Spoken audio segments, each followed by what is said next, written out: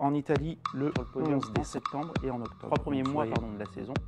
Il est à chaque fois sur le podium. C'est 5 sportifs qui sont contents des résultats qu'ils ont eus, puisque a priori quand ils ont sportifs tous les 5, c'est ça.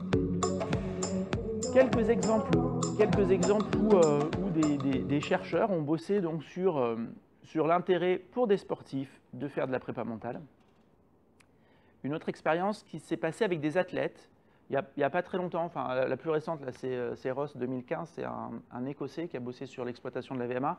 L'autre expérience doit dater de 2013 au maximum, donc avec des athlètes spécialistes de 3000. La consigne était la suivante, on leur demandait de courir le plus longtemps possible à 85% de VMA, d'accord, de leur vitesse maximale aérobie, je pense que ça vous parle, et donc autour d'une piste. Et quand ils n'étaient plus à 85% de VMA, on les arrêtait. Soit ils s'arrêtaient d'eux-mêmes parce qu'ils disaient j'en peux plus, soit on les arrêtait parce que ça faisait 2-3 passages qu'ils n'étaient plus en face du plot. D'accord? C'est clair pour tout le monde ce que je dis? Ouais. Tout le monde passe, les 16 sportifs, c'est comme si vous l'aviez fait là, les 16 sportifs passent, 85% de VMA, dès qu'on passe à 84, 83, on s'arrête. Et après, ils ont été entraînés sur du discours interne. C'est-à-dire qu'ils ont fait de la prépa mentale sur la gestion de mon discours interne pendant un effort physique. De quelle façon je me parle? Est-ce que je suis centré que sur du kinesthésique? Kinesthésique, donc mon corps. Est-ce que je peux centrer mon attention sur de l'auditif, sur ce que j'entends, sur ce que je vois, sur des couleurs, etc., etc. Sur un discours interne peut-être plus en lien sur de la motivation, sur des éléments techniques, voilà, peu importe, mais orienter son discours interne et surtout savoir le maîtriser.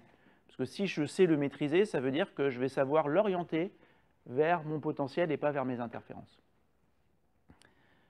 Quand ces sportifs ont fait ce travail en imagerie mentale, on leur a demandé quelques temps plus tard de refaire le 85% de VMA.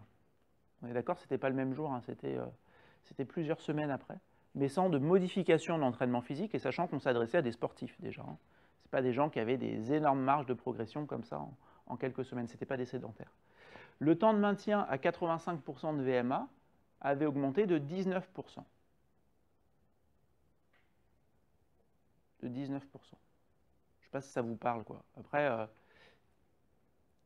pour arriver à augmenter son temps de maintien de 19% en faisant que de la prépa physique, par exemple, il faut passer un peu de temps. Il faut passer un peu de temps, je pense, sur la piste ou sur le vélo. Donc ça peut valoir le coup, d'aller chercher, comme je le disais tout à l'heure, là, sur les 5 sportifs qui ont décidé pendant un temps de mettre pas mal de chances de leur côté, d'aller chercher un peu à quel endroit je peux choper un peu de performance en plus, quoi.